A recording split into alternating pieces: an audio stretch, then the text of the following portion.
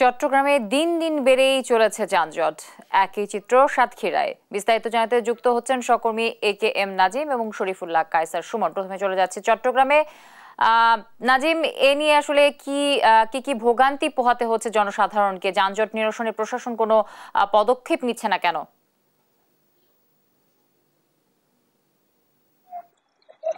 যানজট সেটা আসলে যানজট দূরীভ হচ্ছে, কারণ চট্টগ্রামে গত 10 বছর ধরে কিন্তু যানজটের যে ভোগান্তি সেটি ধীরে ধীরে বাড়ছে। কারণ প্রতিদিনই যানজট লেগে থাকে। সেটি এক এক সময় যানজট আসলে ঘন্টা থেকে 1.5 ঘন্টা পর্যন্ত সড়কের মধ্যেই বসে থাকতে হয়। কারণ বিশেষ করে সকালে সকাল 8:30 থেকে দুপুর 12:30 পর্যন্ত কিন্তু নগরে যানজট দীর্ঘ হয়। পাশাপাশি বিকাল 4টা থেকে সন্ধ্যা 7টা থেকে 8:30 পর্যন্ত যে যানজট সেটি লেগেই থাকে। কারণ সকালে অফিস যখন চালু হয়, পাশাপাশি স্কুল কলেজ খোলা থাকার কারণে কিন্তু সবচেয়ে বেশি যানজটের সৃষ্টি হয়। আমরা যেখানে রয়েছে নগরীর গুরুত্বপূর্ণ এলাকা কোতোয়ালির মোড় এলাকা, এই কোতোয়ালি, নিউ মার্কেট, বদরাট, Muradpur, G, Tiger Pass, Dewanhat, Agrabad, Halishahar, এইসব এলাকায় কিন্তু যানজটের যে ভোগান্তি সেটি আসলে বলে শেষ করা যাবে না। কারণ সাধারণ যারা মানুষ এবং যারা অফিসগামী যাত্রী সাধারণ রয়েছে তারা যদি বলছেন, অনেক সময় যানজটের কারণে কিন্তু অফিসের কর্মঘণ্টা বা সময় কিন্তু গাড়িতে চলে যায়।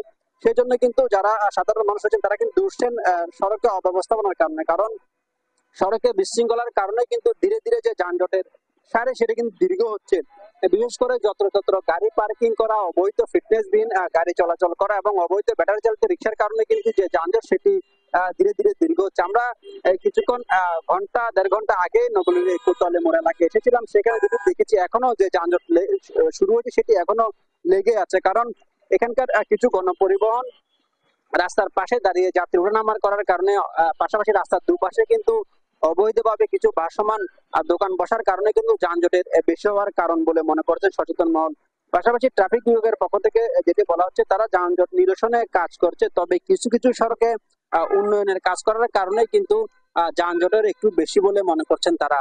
পাশাপাশি অন্যান্য যেসব সেবা সংস্থাগুলো রয়েছে, সিটি কর্পোরেশন, ওয়াসা, তারাও মাঝে মধ্যে রাস্তায় খোঁড়াখুড়ির কারণে কিন্তু যানজটের অন্যতম কারণ বলে মনে করছেন নগরবাসী। তবে যারা সচেতন মহল বা নগর বিশেষজ্ঞ যেটি রয়েছেন তারা যেমনটি বলছেন, আসলে কোনো সড়কে যানজটের শৃঙ্খলা ফেরাতে হলে একটি মাস্টার প্ল্যানের মতোই কিন্তু কাজ করতে হবে। কারণ নয়তো এই সড়কে যানজট কিন্তু কখনোই কমে আসবে না।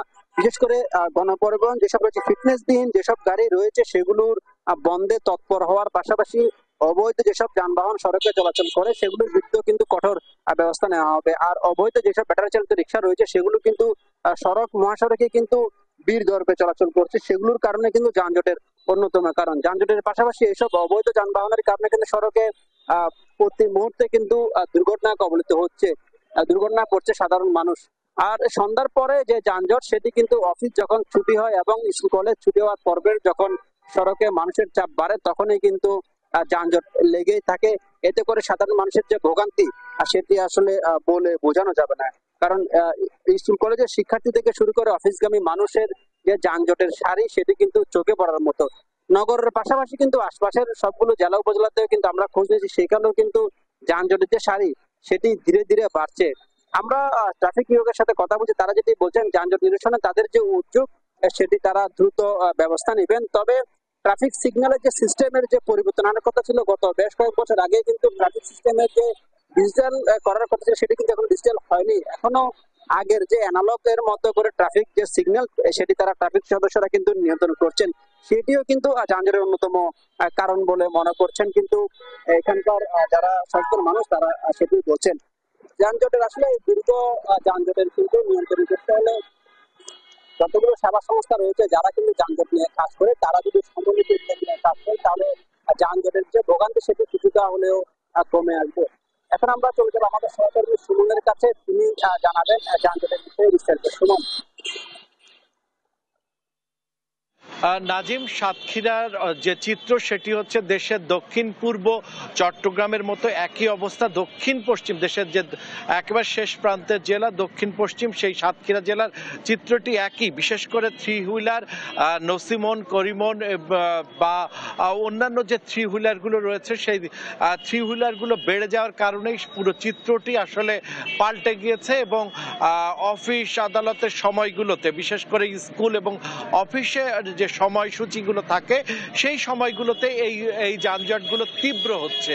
এবং বলে রাখা দরকার যে এই সড়কটি হচ্ছে সাতক্ষীরা থেকে একেবারে সুন্দরবন অবধি। এর মধ্যে রয়েছে কলারুয়া, সাতক্ষীরা সদর, দেভাটা, কালীগঞ্জ, শ্যামনগর। বাংলাদেশের এইরকম একটি দীর্ঘ একটি সীমান্ত জেলা এবং একই সাথে একই পরপর এত 5টি উপজেলা এরকম দেখা খুব কম মেলে।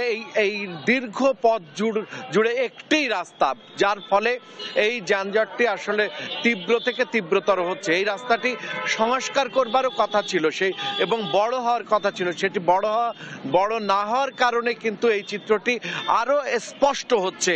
আর একই সাথে বলে রাখা দরকার যে জনসচেতনতার যে ঘাটতি, সেটির সাথে সাথে একই সাথে যে ট্রাফিক বিভাগের যে তৎপরতা, দৃশ্যমান তৎপরতা আরো স্পষ্ট হওয়া দরকার ছিল, সেটি আসলে না হওয়াটাও একটা কারণ বলে এখানকার নাগরিকরা অভিমত ব্যক্ত করছে। তো যে কারণেই এখানকার মানুষদের, স্থানীয় মানুষদের এবং স্থানীয় নাগরিকদের যে দাবি এবং কথা, সেটি হচ্ছে যে রাস্তায় এবং সর্বত্র যান চলাচলে একটি শৃঙ্খলা ফিরিয়ে আনতে প্রশাসনিক উদ্যোগ অত্যন্ত জরুরি। এই ছিল সাতক্ষীরার যে যানজটের চিত্র, তার সর্বশেষ। দর্শক, আমরা এখন আপনাদেরকে ফিরিয়ে নিয়ে যাচ্ছি স্টুডিওতে জুথির কাছে।